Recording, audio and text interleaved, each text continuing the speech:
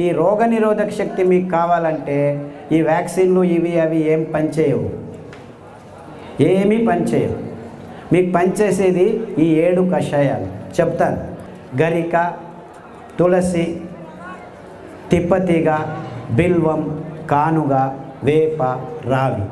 ఈ 7 ఆకుల కషాయాల్ని 4 రోజులు, గరిక 4 రోజులు, తిప్పతీగ 4 రోజులు, తులసి 4 రోజులు, బిల్వం 4 రోజులు, కానుగ 4 రోజులు, 4 రోజులు వేప, 4 రోజులు రావి కషాయాలు తాగితే మీకు 2 సంవత్సరాలు డెంగ్యూ రాదు, పంగు రాదు, H5 రాదు, N1 రాదు, పంగు, జింక, పుంక, నీఫా, గీఫా, ఈ రోగాలన్నీ మీ దగ్గరికి రానే రావు, గ్యారెంటీ.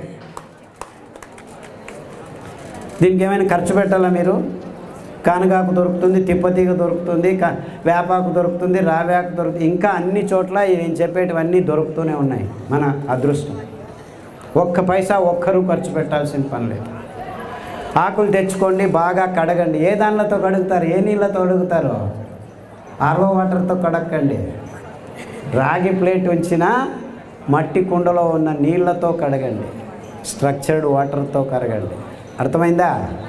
ఆ నీళ్ళతో కడిగి ఆ నీళ్ళతోనే కషాయం చేసుకొని, కావాలంటే తాటి బెల్లం, చెరుకు బెల్లం వేసుకోవద్దండి, గ్లూకోజ్ ఎక్కువ ఉంటుంది. తాటి బెల్లంలో ఫ్రక్టోజ్ ఎక్కువ ఉంటుంది, ఏమీ ఇబ్బంది లేదు. పిల్లలకి బెల్లం కొద్దిగా వేసి కషాయం తాపించండి. 9 నెలల పాప నుంచి 108 సంవత్సరాల ముసలి వాళ్ళు కూడాను కషాయాలు తాగొచ్చు, ఏమీ ఇబ్బంది లేదు. అదే ఆడవాళ్ళు అయితే గోంగూర కషాయం రామబాణం. మీకు ఏమీ తోచట్లేదనుకోండి, గోంగూర ఆకు తెచ్చుకొని 4 ఆకులు ఉడకపెట్టుకొని 2 నిమిషాలు కషాయం చేసుకొని తాగండి. టీవీ చూడకండి, టీవీ చూస్తూను తాగొచ్చు. గోంగూర కషాయం అయితే మీకు టీవీ చూడకుండా చేస్తుంది.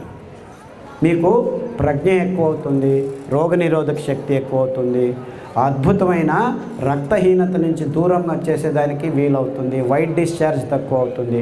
ఇలాంటి మీ సమస్యలన్నీ 99% గోంగూర కషాయంతో మాయమైపోతాయి.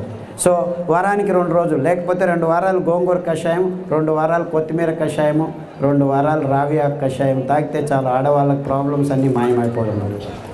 ఇంత సింపుల్గా ఉంది విషయం.